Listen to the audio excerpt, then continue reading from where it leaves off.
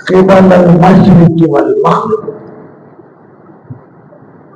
صدق اللہ العظیم.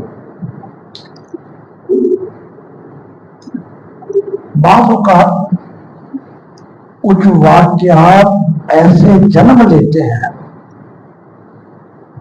جن سے بہت بڑا مسئلہ حل ہو جاتا ہے، لیکن لوگوں کو پتہ نہیں چلتا. پچھلے دنوں ایک بہت بڑا مسئلہ پیدا ہوا اور حل بھی ہو گیا. پاکستانی معاشرے میں ایک بہت بڑی غلط فہمی ہے. پاکستانی معاشرے میں لوگوں کے دلوں میں ایک بہت بڑی غلط فہمی تھی جو دور ہو گئی. لیکن مزیدار بات یہ ہے کہ پاکستانیوں کو پتہ ہی نہیں، ان کو پتہ نہیں چلا کہ اتنا بڑا مسئلہ حل ہو گیا. کاش ہم لوگوں کی باتیں غور سے سنتے تو ایک بہت بڑا مسئلہ حل ہو گیا ہمارا. وہ مسئلہ کیا ہے اور حل کس طرح ہوا وہ میں انشاءاللہ بیان کرتا ہوں. لیکن پہلے سورہ بقرہ کی آیت نمبر 177 وہ میں پڑھوں گا. اس میں بھی وہی مسئلہ ڈسکس کیا گیا ہے. آپ کو پتہ ہے نا سب کو کہ پہلے مسلمان بیت المقدس کی طرف منہ کر کے نماز پڑھتے تھے. بعد میں مدینہ منورہ میں آ کر 16-17 مہینے مسلمان بیت اللہ کی طرف منہ کر کے نماز نہیں پڑھتے تھے بلکہ بیت المقدس کی طرف منہ کر کے نماز پڑھتے تھے. لیکن نبی علیہ السلام ہر وقت دل میں یہ تمنا رکھتے تھے کہ میرا قبلہ وہ بیت اللہ بن جائے، کیونکہ مکے کے لوگ تھے، مکے والوں کا قبلہ وہ تھا. اب ادھر پڑھ رہے. جب قبلہ بدل گیا اور مسلمانوں نے بیت اللہ کی طرف نماز پڑھنی شروع کر دی تو عرب کے اندر باتیں شروع ہو گئی. یہ ادھر منہ کر کے نماز پڑھ رہے تھے، اب ادھر منہ کر کے نماز پڑھ رہے ہیں، یہ کر رہے ہیں. اللہ تعالیٰ نے اس مسئلے کا حل فرما دیا. سنو آپ کو سمجھ آ جائے گی. لیس البر ان تولوا وجوہکم قبل المشرق والمغرب. اور لوگوں، اور نیکی صرف اس چیز کا نام نہیں ہے کہ مشرق کی طرف منہ کر کے نماز پڑھنا یا مغرب کی طرف منہ کر کے نماز پڑھنا. کیا میں نے کہا کہ یہ کوئی نیکی نہیں ہے کہ اس کے اوپر بحث کی جائے کہ لیس البر، یہ کوئی نیکی نہیں ہے ان تولوا وجوہکم، یہ کہ تم پھیرو اپنے چہرے کو قبل المشرق والمغرب، مغرب یا مشرق کی طرف. ظاہر بات ہے تو نیکی مشرق قبلے کی طرف منہ کر کے نماز پڑھنا نیکی ہے. اللہ تعالیٰ فرما رہے کہ تم صرف کسی ایک نقطے پہ پھنسے ہوئے بھی تک کہ ادھر نماز پڑھنی ادھر نماز پڑھنی. اللہ فرماتا ہے نیکی کسے کہتے ہیں میں تمہیں بتاتا ہوں. نیکی کہتے کسے؟ ولکن البر، لیکن نیکی کسے کہتے ہیں؟ اللہ کہتا ہے میں بتاتا ہوں. ولکن البر، لیکن نیکی کیا ہے؟ من آمن باللہ، اللہ پر ایمان لانا، والیوم الآخر والملائکۃ والکتاب والنبیین. نیکی کیا ہے؟ اللہ، یوم آخرت، فرشتوں پر، کتابوں پر، نبیوں پر ایمان لانا. آگے سنیں. وآت المال علی حبہ. اچھا یہ جو میں آیت پڑھ رہا ہوں نا، جیسا نا اس آیت کا نام آیت الکرسی ہے، اس آیت کو کہتے ہیں آیت بر. اس آیت کا نام کیا ہے؟ آیت بر. اس کا نام ہے دوسرا آیت الکرسی ہے، یہ آیت بر ہے.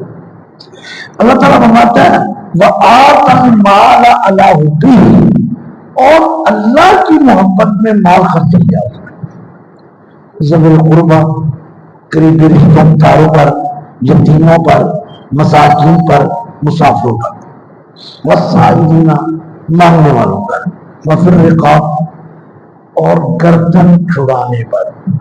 یہاں بھی چھوٹا سا مسئلہ میں بیان کر دوں کہ وفی الرقاب، غلام آزاد کروانا.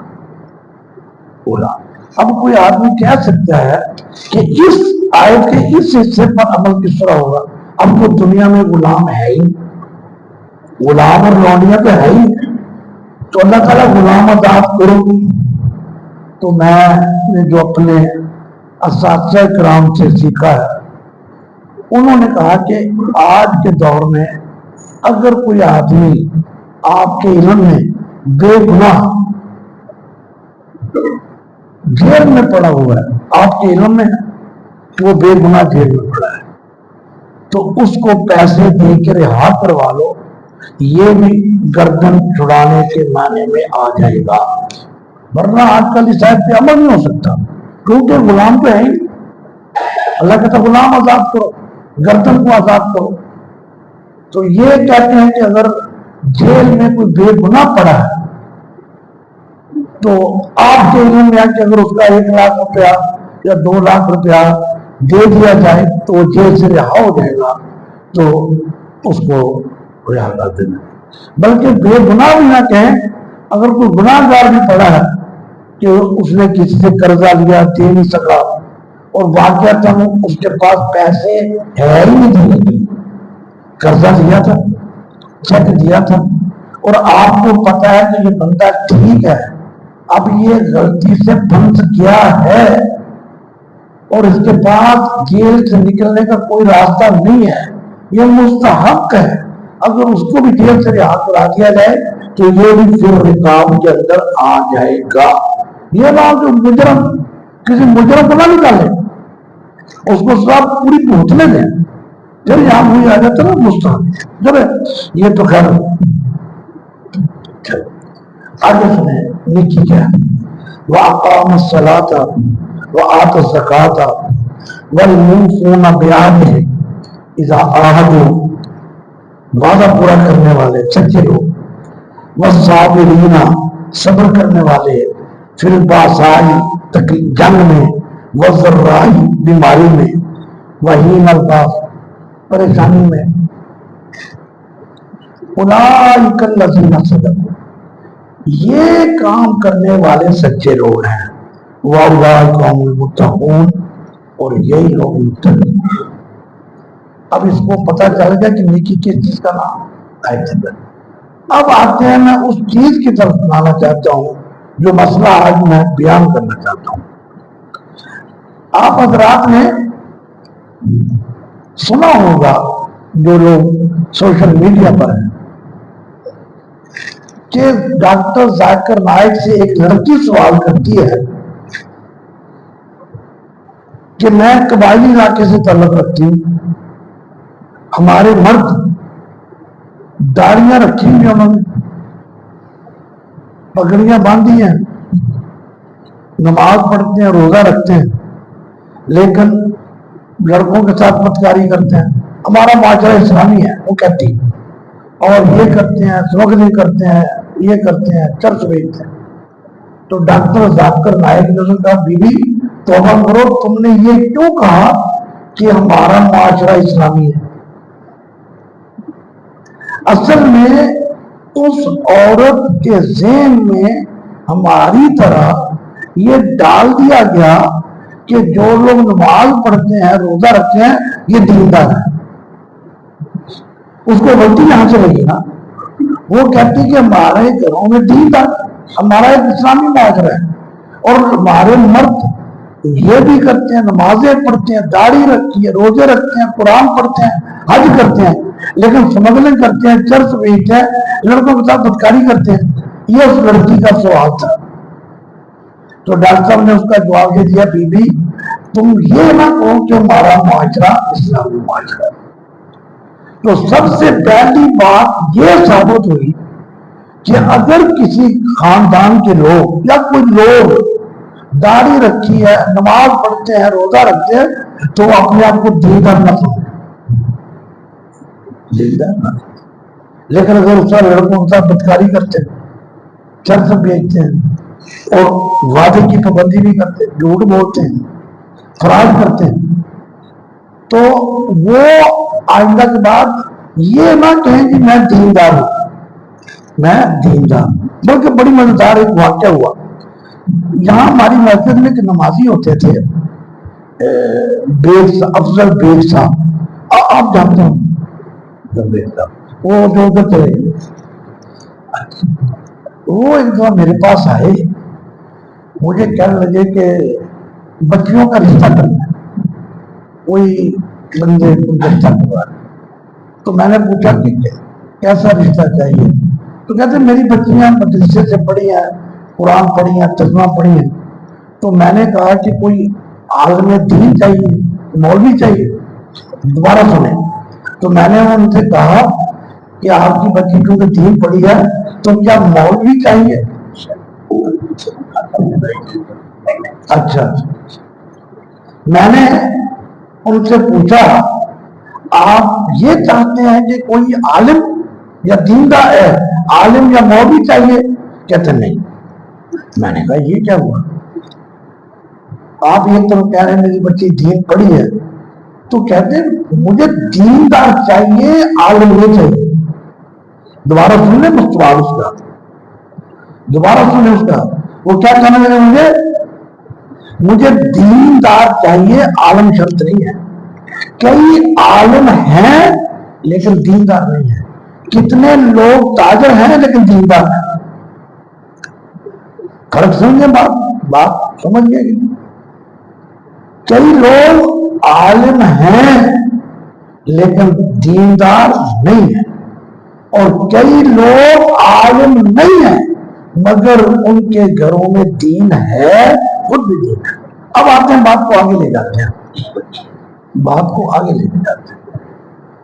اصل مسئلہ یہ ہے کہ نبی علیہ السلام دین جو ہے نا، 5 نمازیں، 5 نمازوں کی اتنی رکعتیں، روزہ کس طرح ٹوٹتا ہے، کس طرح نہیں ٹوٹتا، حج کس طرح کرنا ہے، عمرہ کس طرح کرنا ہے، زکوٰۃ کس طرح دینی ہے، عشر کس طرح دینا ہے، یہ سارے نکاح کے، طلاق کے، جہاد کے، غرضے کے تقریباً 90% دین، میں نے کیا کہا، مدینہ میں نازل ہوا۔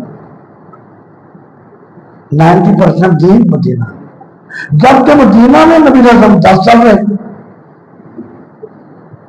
مدینہ میں 10 سال، 90% دین کدھر ہے؟ مدینہ۔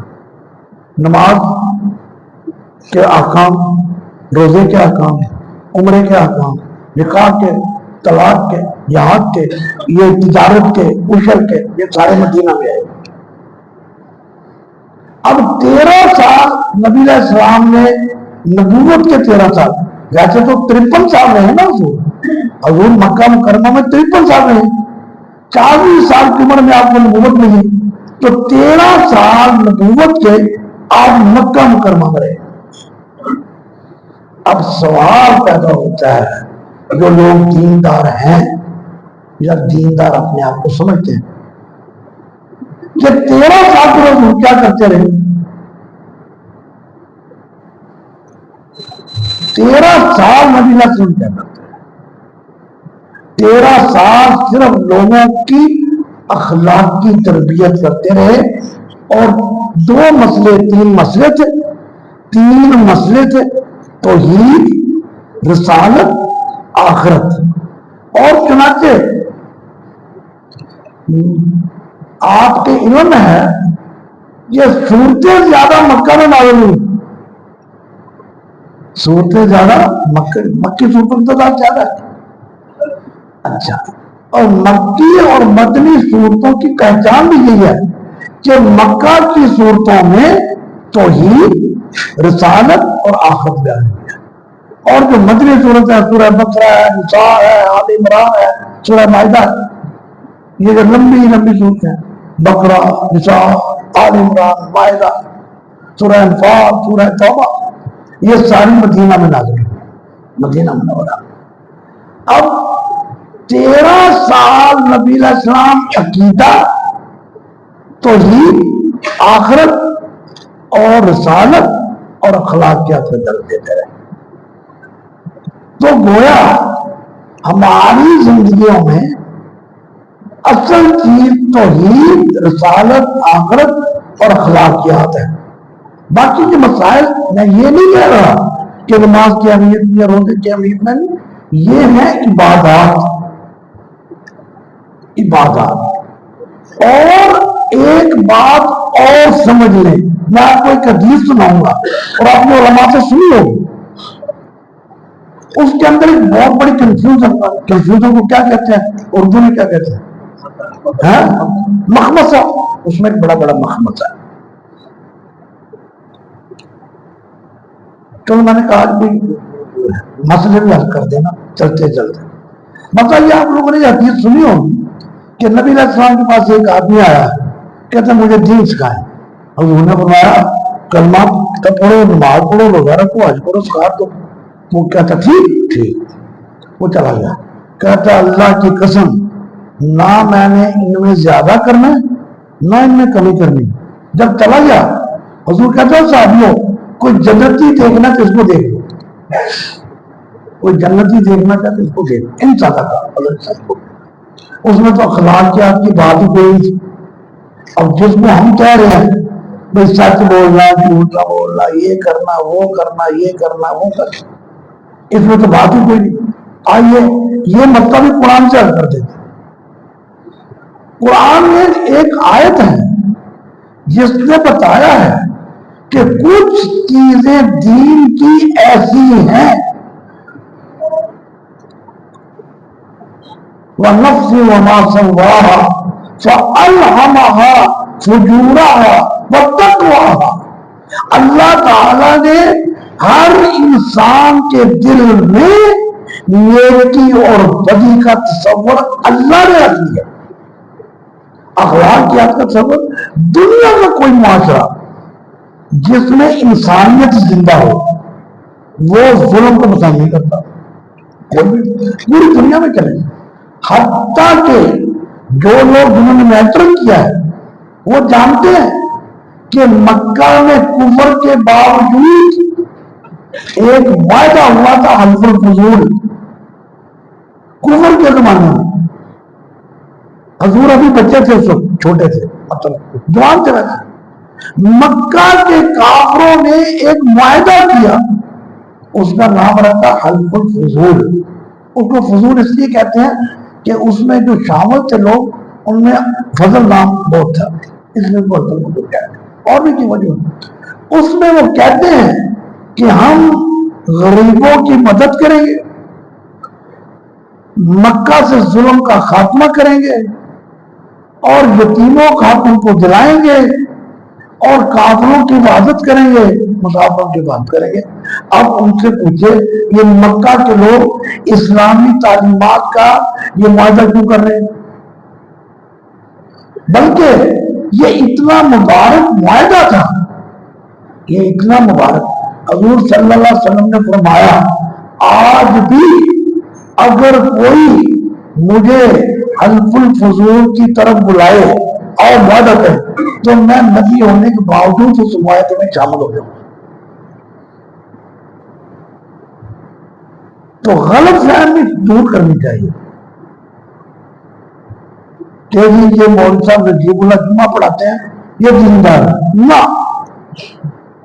میرا دین اس وقت پتہ چلے گا جب آپ میرے ساتھ کوئی معاملہ کریں گے، جب میرے ساتھ کوئی معاہدہ کریں گے نا، جب میرے ساتھ دیکھیں گے یہ دیکھو معاہدہ کیا، توڑ گیا، بات کر کے گیا، جھوٹ بول کے گیا، قرضہ لے کے واپس نہیں کیا، امانت کی واپس نہیں کی، یہ پتہ چلے گا. جا کے پوچھو یہ اس نے محلے کے تمام لوگوں کے ناک میں دم کر رکھا ہے، پورا محلہ اس سے ناراض ہے، پڑھاتا ہے یہ جرم ہے. تو سمجھتا ہے اپنے آپ کو دیندار ہے. تو ایک بہت بڑی غلط فہمی دور کر دی کہ صرف کس چیز کا نام ہے. اب آتے ہیں پھر مکہ کے دور میں چلے جاتے ہیں. آپ لوگوں نے تاریخ پڑھی ہوگی, سیرت پڑھی ہوگی, جب نبی علیہ الصلوۃ والسلام کا پہلی وحی نازل ہوتی ہے, آپ نے سنا کہ حضور صلی اللہ علیہ وسلم پھر گھر آ گئے, مائی خدیجہ کو فرمایا کہ مجھے کمبل اوڑھ دو, کمبل دے دو, زملونی. مائی صاحب فرماتی کیا ہوا؟ آپ نے فرمایا اس طرح ہوا, ایک آدمی آیا, مجھے اس نے یہ کہا, اتنے زور سے مجھے اس نے گھٹا, مجھے لگا میں فوت ہو جاؤں گا, مجھے تو اپنی جان کا ڈر پڑ گیا, اتنا زور سے دکھایا. اب مائی صاحب کیا فرماتی؟ مائی صاحبہ نے اس وقت 4-5 فکرے بولے, اور یہ فکرے یاد کرنے. ابھی نبوت نہیں نازل ہوئی, یہ نبوت سے پہلے تو واقعہ تھا. اگرچہ حضور نبی تو تھے, لوح محفوظ میں تھے کہ یہ نبی بنیں گے, اللہ کو بھی پتا تھا, لیکن آپ نے اعلان نہیں کیا تھا کہ میں نبی ہوں, مجھ پر وحی نازل ہوئی. اب آپ کی جب اس گھبراہٹ کو دیکھا کہ زملونی, مائی صاحب کیا فرماتی ہیں, کلا واللہ, نہ ہر چیز ایسا نہیں ہو سکتا, آپ ہر چیز پریشان نہ ہو, کلا ہر چیز ایسا نہیں ہوگا, ہو سکتا ہی نہیں ہے.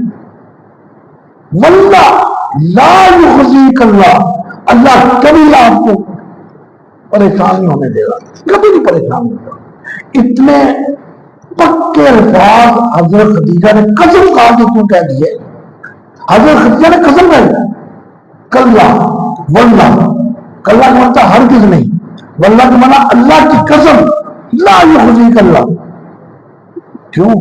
آگے حضرت خدیجہ رضی اللہ تعالیٰ عنہ نے آپ کی 3-4 عادتیں بیان کہ جس آدمی کے اندر یہ عادتیں پائی جائے اللہ اس کو رسوا نہیں کرتا. کلا واللہ لا یخزیک اللہ انک لتصل الرحم. آپ تو ان رشتے داروں سے بھی ملتے ہیں جو آپ سے نہیں ملتے.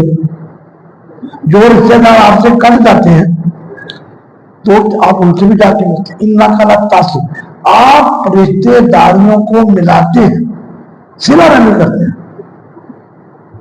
انک لتصل الرحم وتحمل الکل,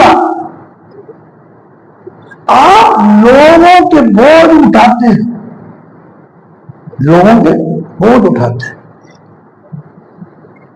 وتکسب المعدوم, جن لوگوں کی دہاڑی نہیں لگتی, معدوم کہتے ہیں عدم, عدم کا معنی تو پیسے نہ ہونا, جن لوگوں کے پاس پیسے نہیں ہیں آپ ان کو کمائی کر کے دیتے ہیں.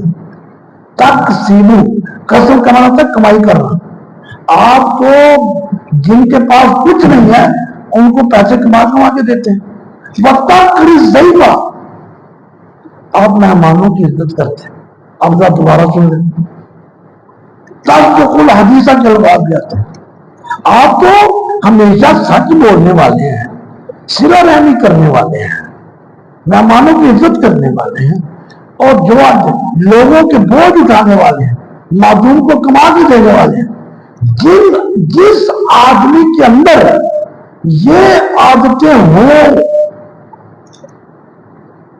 حالانکہ نبی علیہ السلام اس زمانے میں بھی نماز پڑھتے تھے, لیکن کس طرح پڑھتے تھے یہ تاریخ میں آتا نہیں ہے.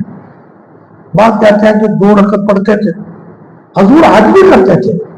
حضور صلی اللہ علیہ وسلم نے نبوت سے پہلے بھی حج کیے, اس کا ذکر ملتا ہے. حضور نے نبوت سے پہلے حج کیا, بلکہ ایک صحابی بیان کرتے ہیں کہ نبی علیہ السلام نے جب حج کیا تو مکے والوں کے طریقے کے مطابق نہیں کیا.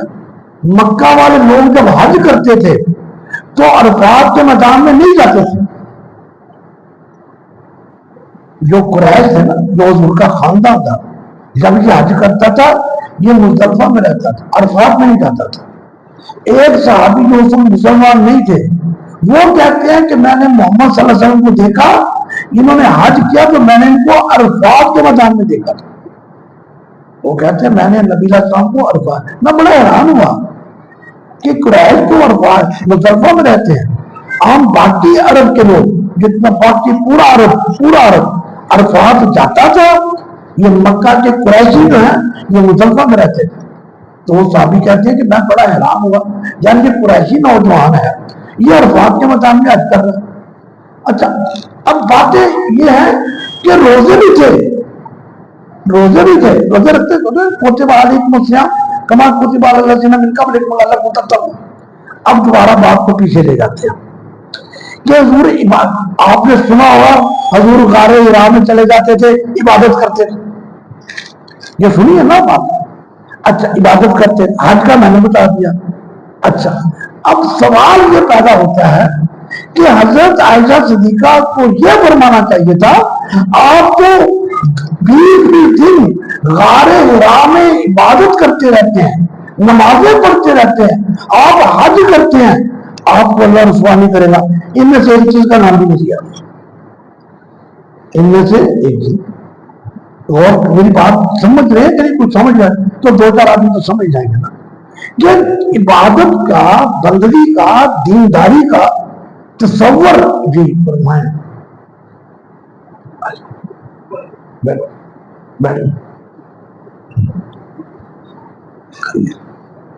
ہمارے ہاں دینداری کا تصور غلط ہے،